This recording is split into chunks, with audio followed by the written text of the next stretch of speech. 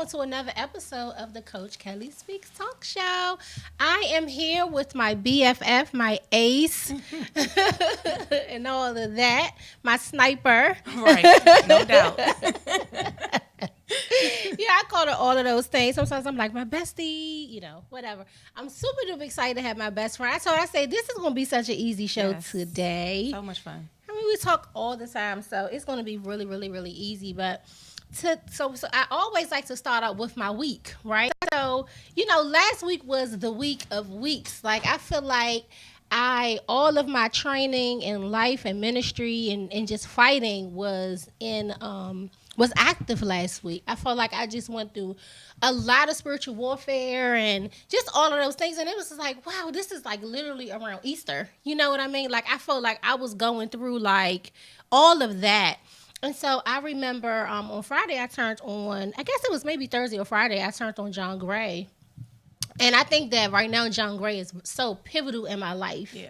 And he was just talking about Easter, and he was just talking about how a lot of times we ask ourselves, like, why am I going through these different things? And, why is the enemy fighting me or whatever? But it's so amazing how he broke it down. Like, Christ had done nothing.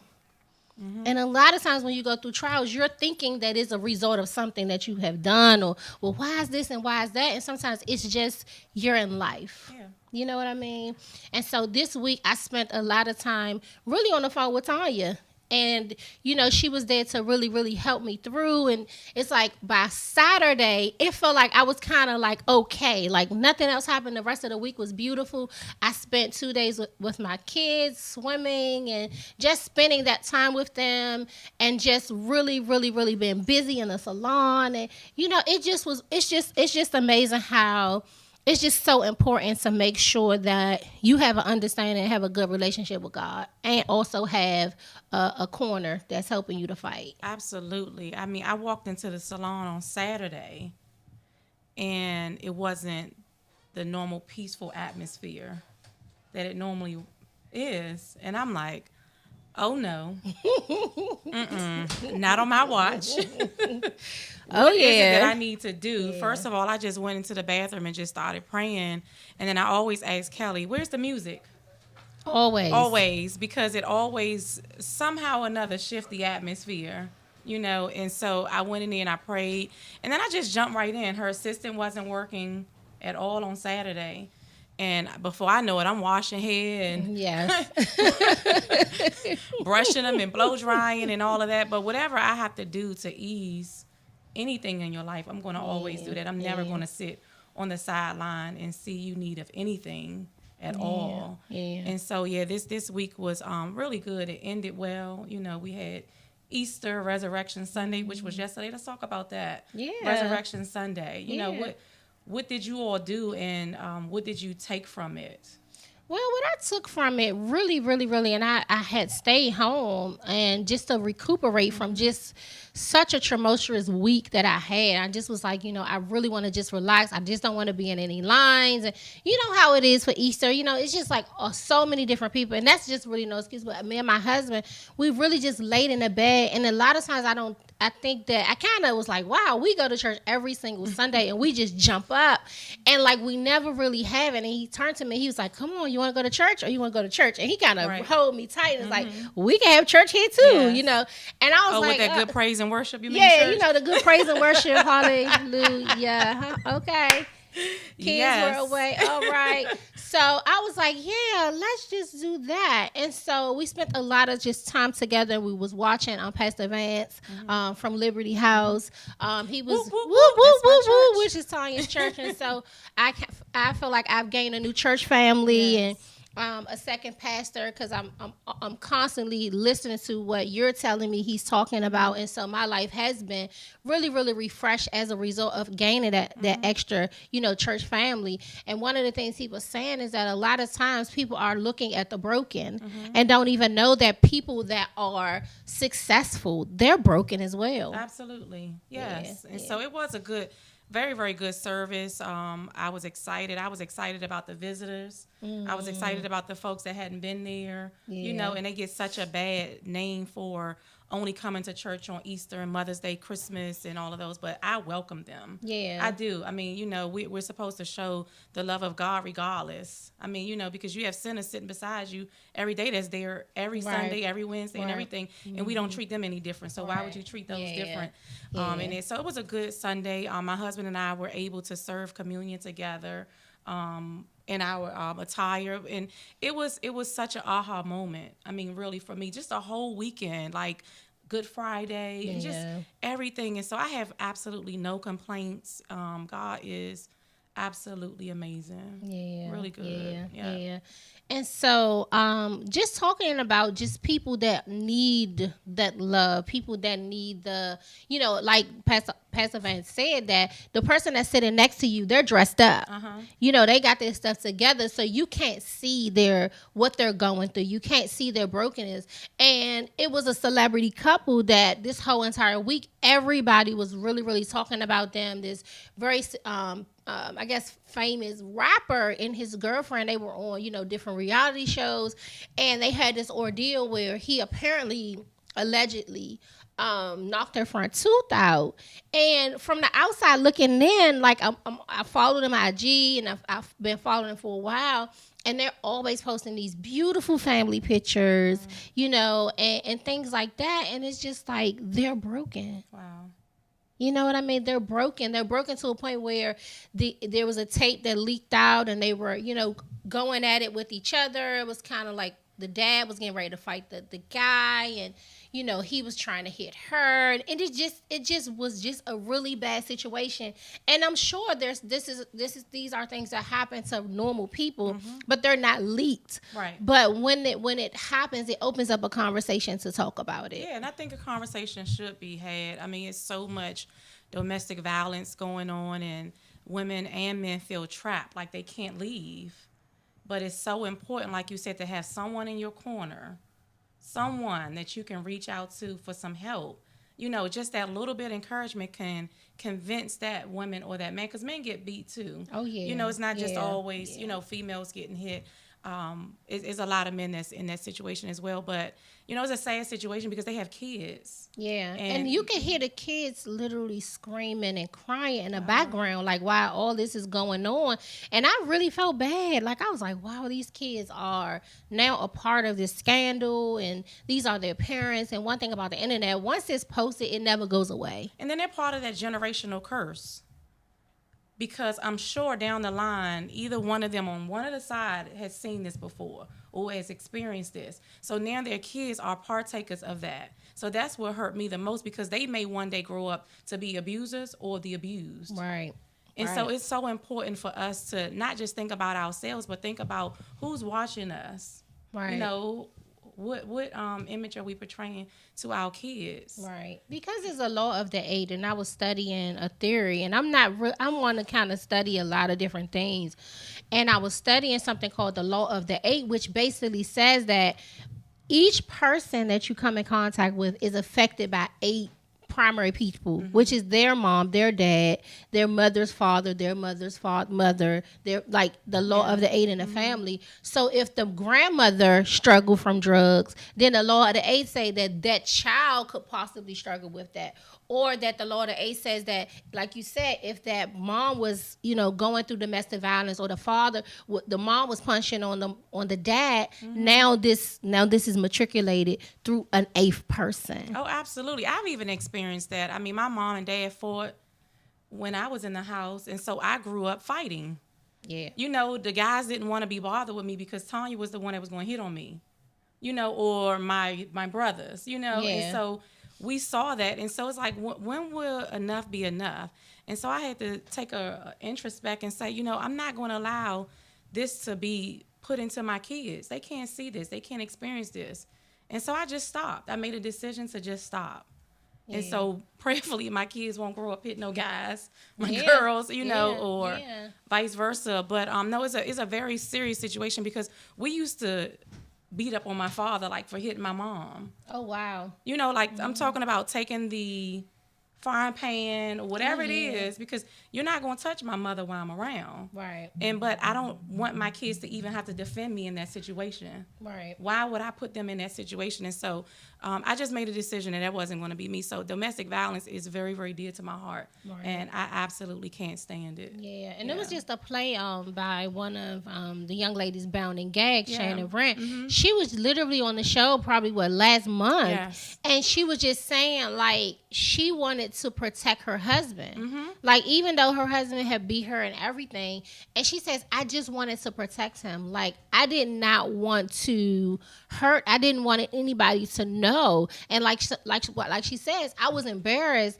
but it wasn't even the fact of being embarrassed. It was just the fact of protecting him. So you have some people that just don't want to expose their husband in that manner, or their boyfriend. You know what I mean? Just to cover. Mm-hmm. So I think that is something that it needs to be talked about. I know a lot of times in these forums is a tough topic to talk about, but I definitely promise that I will talk about current events that were going on just in the city, as I talked about last week with the gun violence. Yeah. You know, and seeing my niece, for instance, she was, protesting for gun laws and gun violence, and things like that. So what is your take? Do you think that there should be guns in school? Like, should we have, because we protect this, there's a armed security guard at a jewelry store, there's an armed security guard when you go to the Louis Vuitton store. Do you think that that's something that we should have in the schools? Well, I think it's definitely needed.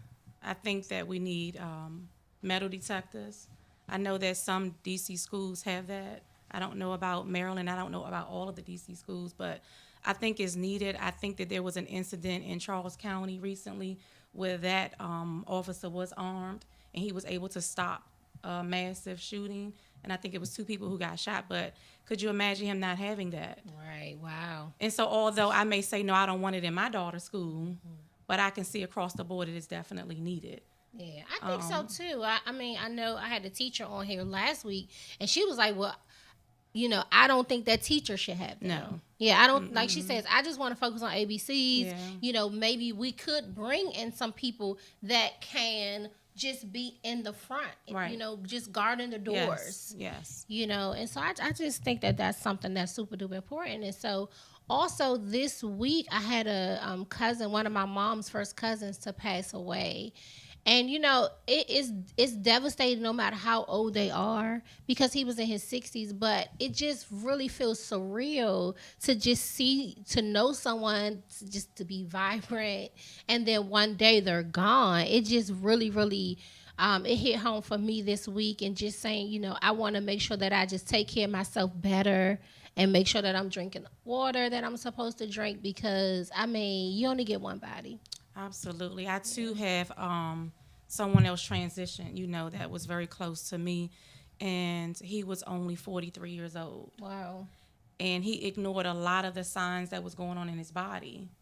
Really. He was only 43, and I don't even really want to get too much into it, because it's so sensitive. But so we're planning this service now this week. We have a meeting tomorrow, and we can't believe that he's not here. Yeah. So everyone is calling me today is saying, I just can't believe it, because he's so young. Yeah. And so we have got to pay attention to our bodies, exercise, eating right.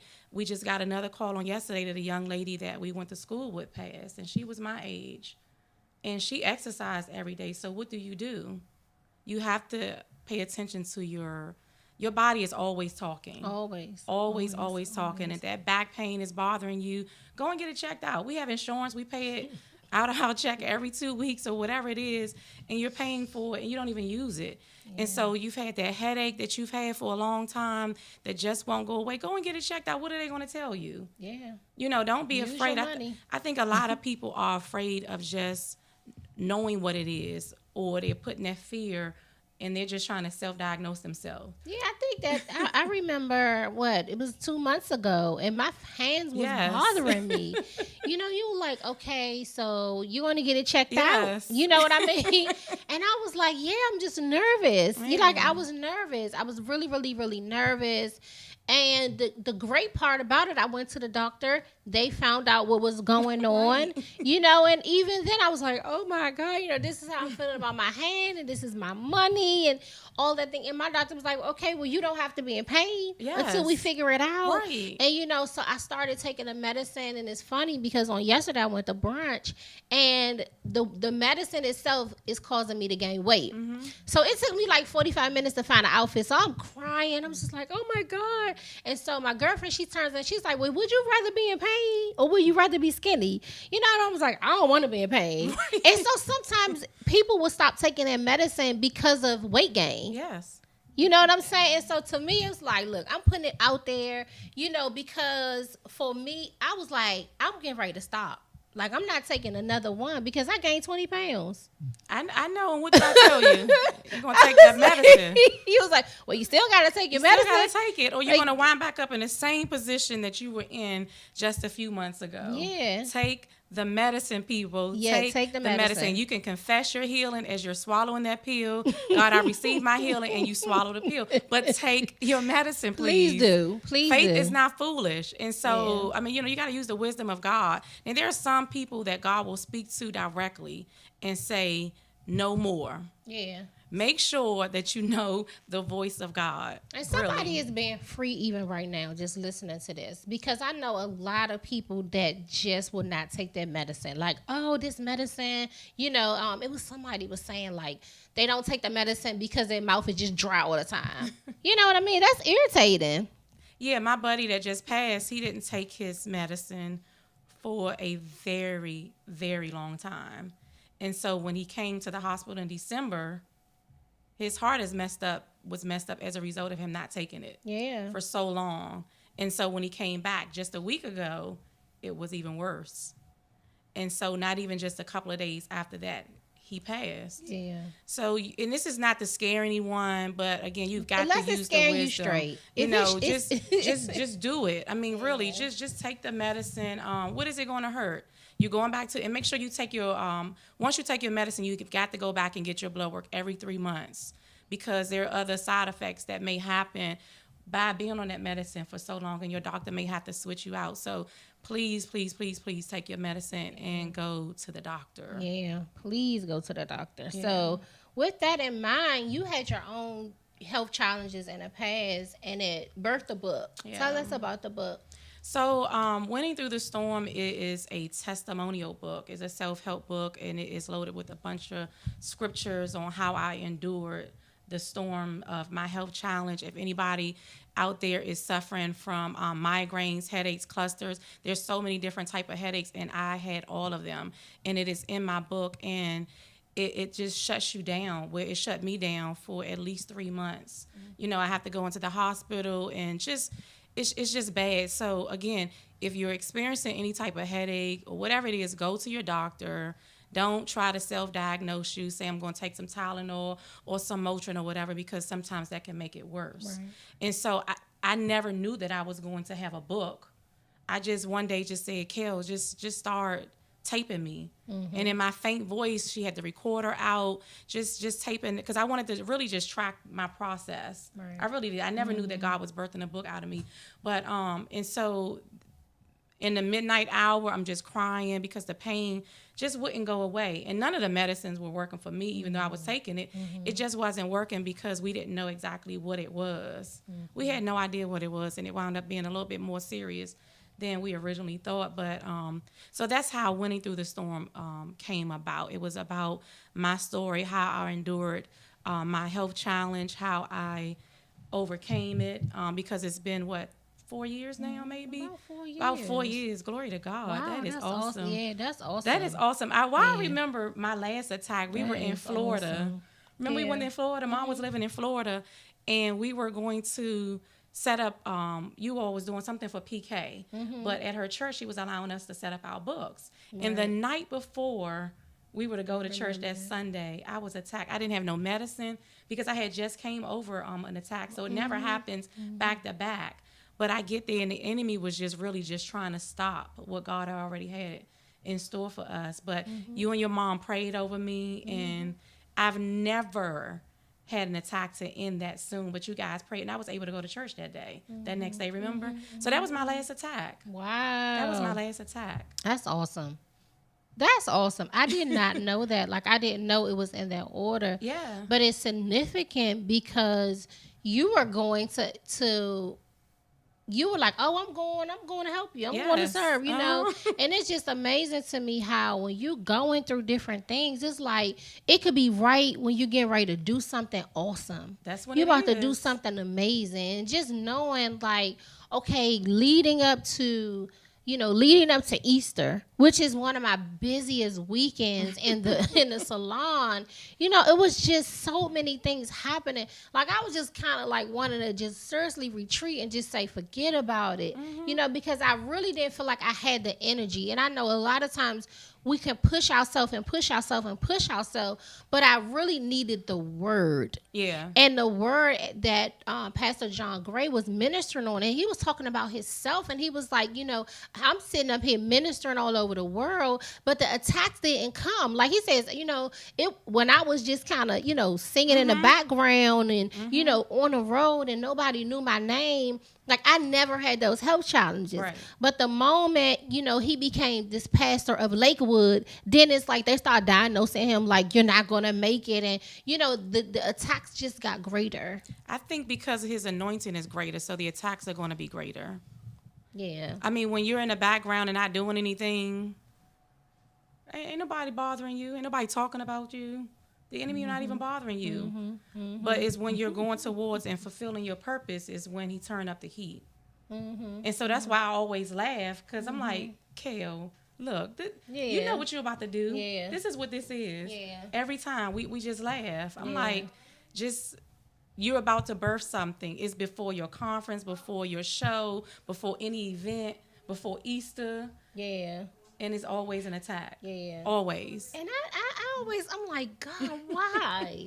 You know what I mean? But when you signed up and you gave your life to Christ, you took on everything that he experienced. Yeah. You took that on, but you took it on as a way of, I can't say why you took it on, but I just believe that I know the Bible says that when you are with Christ, you carry that cross. Yeah. And so that's the part that I think a lot of people miss out on. And I know that in James, it says to count it all joy when you fall into diverse temptation, knowing that is a testing of your faith. And in that, it's working patience.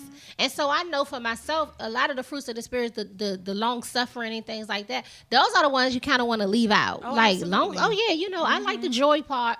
I like the peace part. I like the patience part. But what about the long suffering part? You're like, you don't really want that part. And so for myself, it's like, this is long suffering. This is the part that I can't jump over. No. I can't push the fast forward button on that. I have to go through my process, and I have to endure, as Dr. Didi would say, trusting the promise and making sure that the promise is constantly in my mind, that the promise of, I'm going to be happy after this.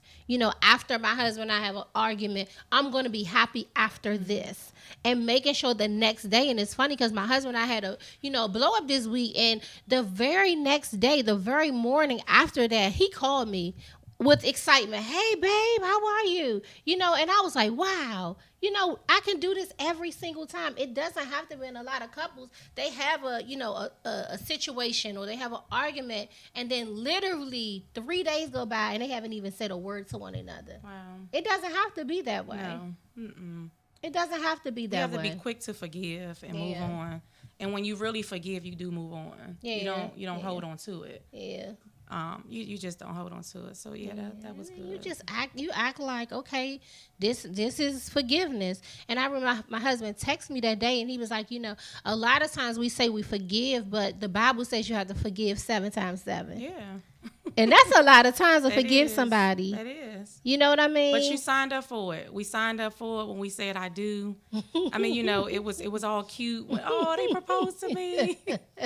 Yeah, okay. Okay. Yeah, okay. Yeah, and see. My husband, one of the things he would do is if I was, tripping, he'll turn on the wedding tape and say, listen, this is what you signed up for. Right, yeah. When I was in my pretty makeup, face beat and all that, he's like, no, you signed up for better, for worse. And so sometimes you may get the worst first. Yeah. But you can't pick your for better, and you can't pick your worst. Yeah. Like just saying that part. You don't even think while you're excited, you're like, for better or for worse. And you don't even know what the worst is. No, like, really, like you just don't know. I'm just laughing because it's so real. It's so real in the thick of it. But one thing that I would say to any couple that's out there, there's always that kind of weird spot though. Like after the argument, after all of that, and you just feel like, okay, it's not the same. How do you push past that? Well, for me, I just say, you know what? It didn't happen. I do. Like, I tell myself that it didn't happen. As after I made that choice to forgive him, it did not happen. Oh, yeah. Because if you keep a Rolodex, it's hard to ever get out that spot. Mm-hmm. You're always going to be like, I don't know if I should say that. I'm kind of nervous. The last time I came to this person, last time I came to my wife, it didn't go this way. But when you say, you know what, that's over. Yeah. You know what I'm saying? It's tough, but it can be done. Absolutely. I mean, and then how bad do you want it? How bad do you want it? Are you fighting for your marriage? Are you fighting for your happiness in it? How bad do you want it? So depending on how bad you want it, that's how hard you're going to go for it. Yeah. And not holding on to it. Like, again, we both have lost some people this week. Right. How bad do you want it? Is it even worth it? Yeah. Absolutely not. I thought about that. Because I promise you, this week, those two people would have loved to be sitting here. Yeah. I would rather have an argument than not to be here with my husband. Yeah. I mean, really, how bad do you want it? It's not worth it. Yeah. It really isn't worth it. You don't know. They leave out the house for that day. You didn't argue. You don't know if you're going to see them again. Yeah. You don't.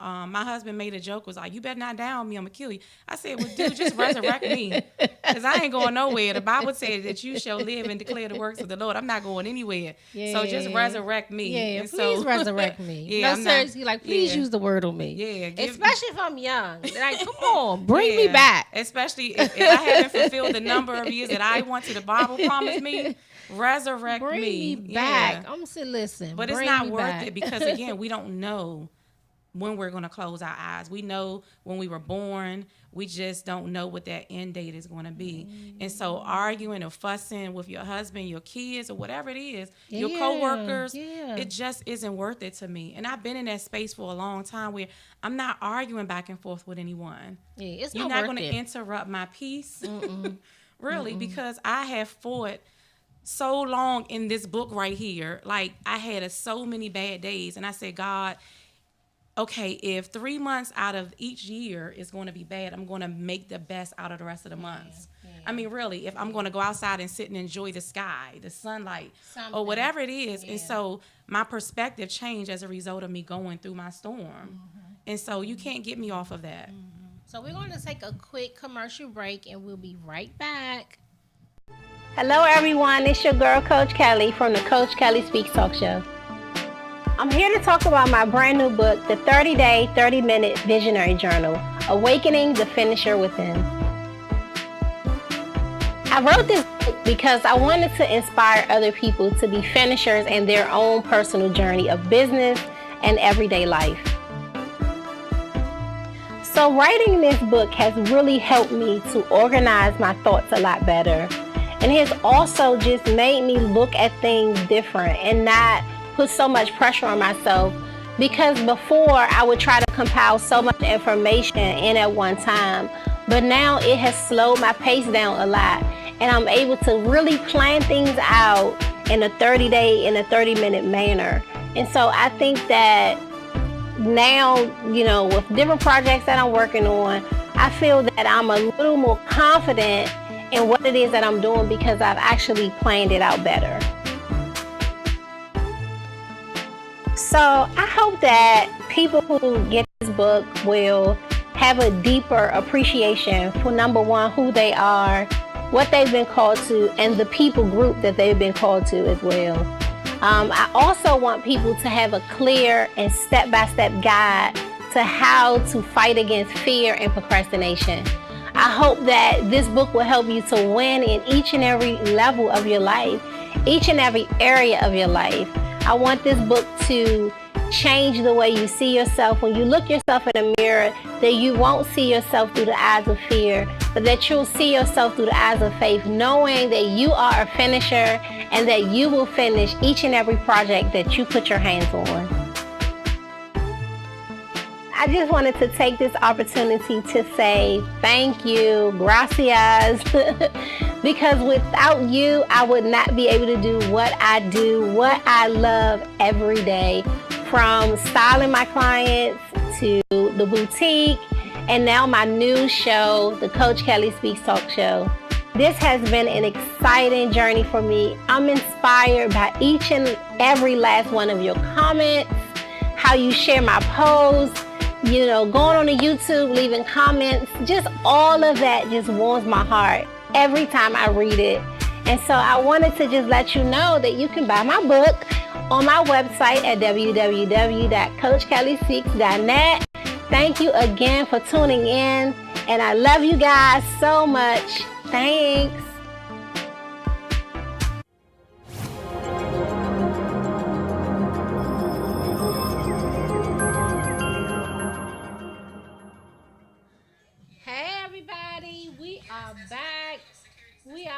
We are back. I had to share the post on my page because for some reason my phone was acting up on today. Don't know what happened, but nevertheless, we are back on board. So one of our Facebook viewers, Natalie Thompson, who is our sister, we're going to talk about kids and bullying. Well, I have 2 kids that are in school now. One is in elementary and one in middle school. And I tell you, that is a subject that I get a little bit emotional about because sometimes, I'm ready to go to the school sometimes because I think that, like we were talking about earlier, the law of the 8, sometimes our kids are around kids that don't have they don't get the love, you know what I mean? And they come to school and they want to bully your child. They want to tell your child, oh, you're ugly, your shoes are da-da-da-da. And I know that is a part of culture, and I think everybody has been through it, but it's still not a topic that you just go, okay, that's just normal. It's not normal, and it's not okay. It's not okay to be bullied. It's not okay to impress upon your views on somebody else or to take somebody's lunch. Because my son that's in middle school has been really, really struggling with just kids just really just pushing him in the hallway. And he's short for right now, right? And so you have those eighth graders that, and I never could understand why someone 2 years older, 4 years older than someone want to push you down in the hallway. Oh, I can tell you why, but we on live TV, right? Okay.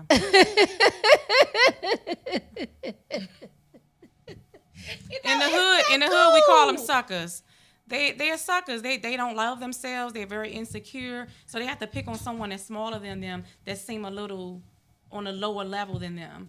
And so, yeah, they're a little sucker. I mean, but I bet you they won't go to a 9th grader and do that. Oh, no. Yeah, because their real side will come out. Yeah. They will go running up the blacktop. Yeah, and it's hard for me. Yeah. Because when you see a child that has bullied your child, I mean, it's like you want to do something to them. Like, it takes everything in me when my son calls me. And I'm just ready because when we were coming up, I mean, my grandmother would yell out the window, punch him, hit him, don't come back. I mean, like, we were pushed to face our bullies. Yeah, we were.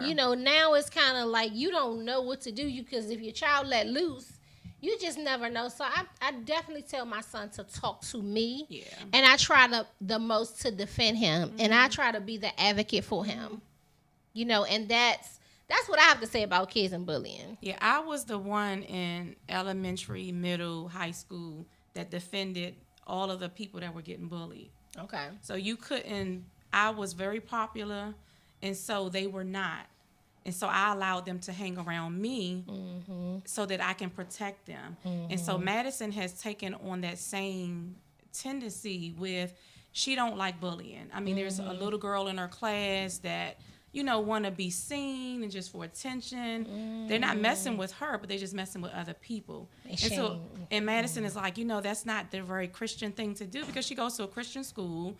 That's just not the very Christian thing to do. Jesus wouldn't do that and all of that. And so thank God that the girl didn't mess with her. I mean, I'm like, Madison, what would you do to her if she said something to you? Like, Right. you know, those little quiet ones you just don't know. And so I'm right. like, well, you just stay away from her. You know, just keep being an example, and maybe one day she'll come around. Right. But people do that for attention. Right. You know, they're And not they- getting and- attention from home. Yeah, and I remember, I know this young lady, and she was telling me about somebody that I know, and she was like, oh my God, she was a bully in school, and she bullied me in elementary school. And I was thinking about it, I was like, she's still that way. Wow. Yeah. You know, there's a lot of people that will bully you in the workplace, you know, a supervisor that'll come and try to put a whole bunch of work on Yep. you, a lot of busy work on you, just to get back at you. And so it has to stop. It does. It has to stop. So we're praying for our kids. Kel's mom is in the school system, of course, and I remember having on her birthday, she wanted to have a prayer night, just for her birthday, as a birthday gift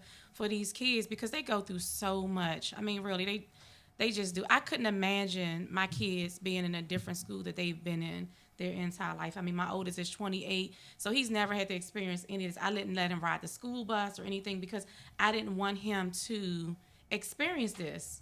I really didn't, and I probably sheltered them a little too much, but they turned out fine. Yeah, that's good. They turned out That's good. fine. That's So good. yeah, I just pray for those kids because, you know, they don't all have parents like we do. Yeah.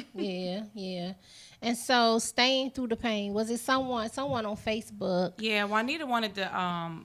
That was a topic. I'm not sure if you're saying staying through the pain in relationship, or if you can comment and just tell us what exactly you mean staying through the pain through your illness or married or whatever it is. We want to really answer that. That topic. Yeah, I mean, I think it's the same. Yeah, You know, that is whether it's true. staying through the pain of, you know, a health challenge, or if it's staying through the pain of a relationship, or is it staying through the pain of working out? Well, it could be. I don't relationship. We're talking about marriage only. Okay, marriage only. Because I'm if you're not married and you trying to stay through the pain, Oh no. and you guys are just together, No. yeah, we could talk about that another time. But we're talking about marriage here, because I don't think that you have to be going through a whole bunch of stuff and you don't have no ring on your finger and you don't have a marriage certificate. Yeah, That's I a agree different with type that. of thing. I Yeah. mean, really, I mean, we're in it till death do us part, for Yeah. better or for worse pain. Right. Okay, But- she said marriage relationship. Yeah. Okay, Yeah, yeah. you can answer that, Kel, because Yeah. you've been married longer than I Yeah, have. I think that in the 14 years that I have been married, I think that staying through the pain has been mind over matter. Okay. Making sure that my emotional intelligence is strong, making sure that my spirit man is strong, so that I don't make decisions that are contrary. And you know, we were having a conversation in a salon on Saturday, and you know, they were talking about temptation. Someone had asked me about temptation. It was like, oh well, do you think that is because you haven't met the right person to tempt you?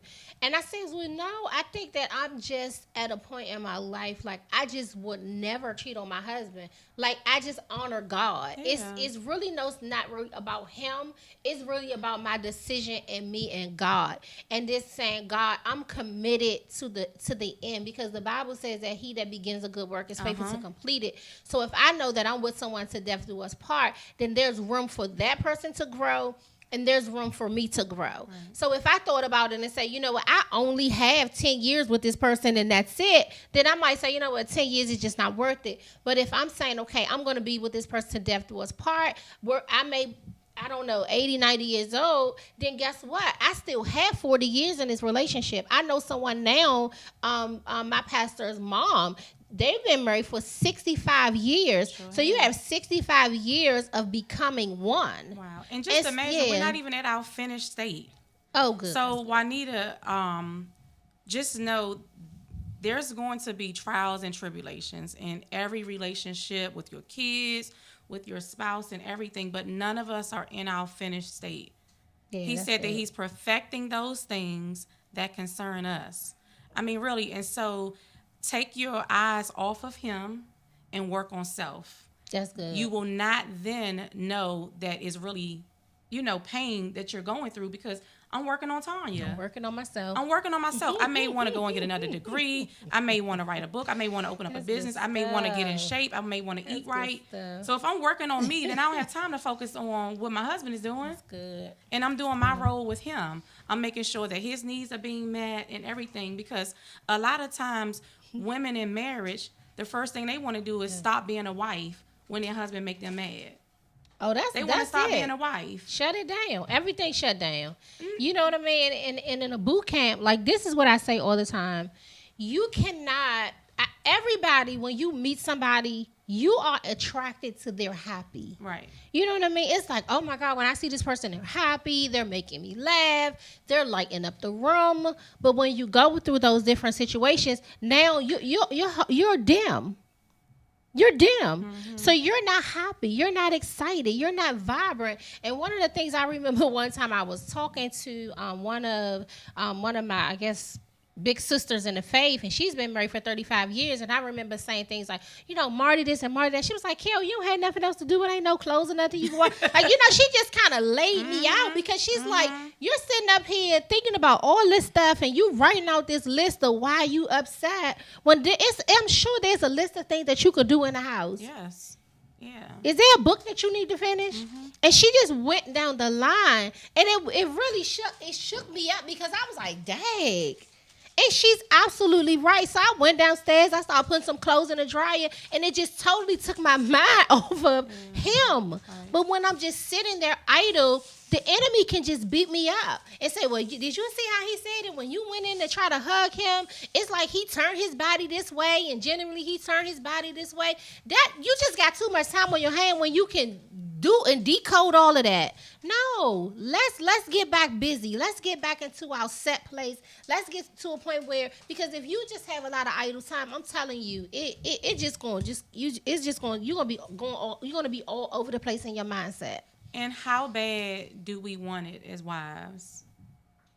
You have got to be quick to forgive, because we want it bad enough to be happy in our marriage. How bad do we want it? Mm-hmm. I mean, that really is the question. How bad do we want it? Like, you would be able to endure anything once you forgive them, you guys communicate, and you move on for a better marriage. For a better day. Yeah, like, how bad do you want it? The grace and mercy is really there. Yeah. If you take it, and I always say, if you take it day by day, you know, whatever happened yesterday, it's really gone. Like, it's really gone. That day is gone. Like, that moment is already gone. It's already passed.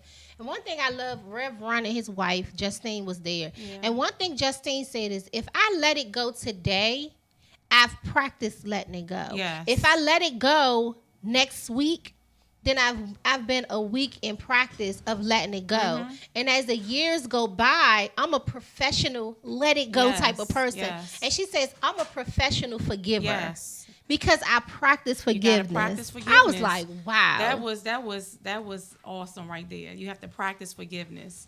You really, really do. And so that was good. So we pray that the God will grant you grace to endure whatever suffering and pain, not even suffering, just pain, because you don't have to be suffering and in pain, but don't do it in silence. So reach out to that person that you can confide in that will give you some godly advice, because I'm not for anyone that's not giving me godly advice. Take me back to the word. Give me the word. Really, just give me the word. That's right. Good. Mm-hmm. That's good. Yeah, that is. Yeah. So how bad do you want it? Do you want to be right, or do you want to be married? Right. That's good. I want to be married. Me too. And you know what? Sometimes, like Jody, our director, he says, when he said, I thought that was awesome. I just wanted to shout out to Jody Breezy for that, because that was good. Because you have to surrender your need to be right. Yeah. Because a lot of times I will be arguing with my husband because I wanted to tell him how right I was. Right. I'll be like, no, I didn't mean it. Right. And he's like, just be quiet. I'm trying to talk. Right. No, but I didn't mean it. Right. And I'm trying to tell the story. He's like, I know what happened, but I just want you to submit. Yes. And it's like, you know what, God, I just give up my need to be right. Yeah. Because sometimes my need to be right or trying to fix it is only making it worse. It's making it worse. I'm guilty of that too, because I'll plead my case all the way down. That's probably why you wrote it. That's But why I wrote it. though. It's good. But one thing Marty said to me, and I was in the process of writing a book, and I was just like, going through it, talking about the Boaz thing. He was like, but you know what, Kel? There's a Boaz in every man. Yeah. Every man is a Boaz, but every woman can't bring that Boaz out. Absolutely not. So the way you are, you're bringing out the bozo. Yeah. Right. Exactly. You're bringing out the bad in that person, and it's our job to help to bring out the best. You give up the right to be right when you get married. That is true. That's good, Jody. That is true. That's awesome. That's true. awesome. I wish Jody would just get up on here and get up on the stage. But it's good because I think a lot of times, like Marty was said once that he said to me, he says, "You're fussing at the way I'm acting, but you never asked me why." Wow. And so now it's like that was a question that I never even thought to ask. So he will say, da, da, da, da, da, and then I just go, "Why?" You know what I mean? And then he would stop and he would explain it to me. And the Bible says to dwell with those with understanding. Yes. And I just didn't understand. So whatever you don't understand, sometimes you can abuse it. Absolutely. That's what Miles Monroe said. When you don't understand something, abuse is inevitable. I mean, that's just what's going to happen. It really is. I mean, that's one of my favorite scriptures when it come down to couples. Dwell with those according to knowledge. Be with me to get to know me. You know what I'm saying? Like, I should know what you like. You know that I don't eat meat. So we're not going to go to a restaurant that serve only steak. Right. If you know me. Yeah, because we're going to be hungry. Yeah. Because I'm not going to eat it. Yeah, I'm not going to do it. And so, this is good. But, It's good. yeah, just fight through your pain. That's my whole thing is fight through your pain. Yeah. I don't care if it's in the marriage, health, with your kids, because they can get on your nerves, especially when they get into those teenage years. So fight through your pain. Put those boxing gloves on. I have some pink boxing gloves because, I think I'm a professional boxer. So I keep my gloves in my trunk. But no, it's so good. You just got to fight through your pain, whatever that pain is. Whatever it is. Mm-hmm. Yeah. So Jody says to talk to me before you talk about me. Yeah. That's good because I'm telling you, I could get on that phone and be like, Marty, But you would have already talked to him, though. I probably would have, Yeah. but sometimes I haven't. Yeah. Like, it's sometimes he just pissed me off. And I mean, the early part of my marriage, like, I vented to my mom. Because it was just like, she's the only person, like, you know how they say, okay, thank you. They'll say, okay, keep your business in the family. So I would talk to my mom, and my mom would be like, okay, she just listened to me. But then it was a point where it was just like, you know what? I could scratch talking to my mom. I can go straight and talk to God. Yep. Then God just wait it out. Just wait it out. Practice silence for a minute. See what God has to say. And then I'll go talk to Marty. And I find that when I do that, it comes out better. Well, yeah, because God will give you the wisdom and the words on. He was the one that put you guys together. That's his child. He know them better than we know them. And so, yeah, we really do. I was reading something today about that, and I'm like, I really have got to go to God first before I go to my husband about an issue or concern that I have with him, because it's been working for them over here. I go to God about anything else. Why not go to him about my husband? That's good. Why not? I mean, I'm the one big good. word. Give me the word. Yeah. Well, here's the word for your husband. So that was good. That was good. God speaks to us in all situations. He does. He does it. Drop the mic. Go ahead. I'm just that was so funny. You know what's good is that it's like, it's always a good show. It seems like the time just runs out so fast. Like, we are down to 3 minutes. Wow. But let's just do a quick summary. So, Tanya, tell us how we can get in contact with you. You all can visit my website, freemaninspires.com. I am a Fletcher now, but my website is still freemansinspires.com. On social media, I am Tanya Fletcher on Facebook, and on IG, I am Freeman Inspires. All right. Can y'all put her website up there, please? Yeah, that's nice. So on her website, you can buy the book. You can contact Tanya for any speaking engagements, her thoughts, and just get to know Tanya Fletcher a little bit more. Thank you so much, Tanya. You're welcome. Thanks Thank for you, having Jody, for being our director today and giving us some content for the show. We have to have Jody on the show. Yes. Yeah. Shout out to Nello's. Yes. please visit us. We have a North Carolina and soul food restaurant, 6820 James Farmer's Way, Seat Pleasant, Maryland. We would love to see you guys. Let us know that you watched the show. We'll probably give you a little discount. Let them know that you saw us on Coach Kellie's show, and we definitely going to hook you up. Definitely. Absolutely. Well, thank you so much. Thank you so much. It is my 1-year anniversary of my show. I'm so excited. I made it a whole year. Y'all don't understand. I was so nervous, like, Lord Jesus, how this will work. But it has worked. This is my anniversary. I just thought about it. I think I was on your first month for your anniversary. You were.